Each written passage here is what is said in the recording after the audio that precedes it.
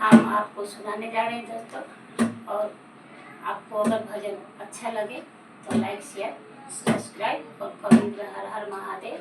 और हमारे चैनल जय गौरीशंकर को सपोर्ट कीजिए, क्योंकि आपके सपोर्ट के बिना हमारा चैनल आगे नहीं बढ़ेगा। तो बोले शंकर भगवान की जय, हर हर महादेव, मैया भवानी की जय। तो हमारे भोले बाबा कहाँ के रहने वाले हैं? काशी के।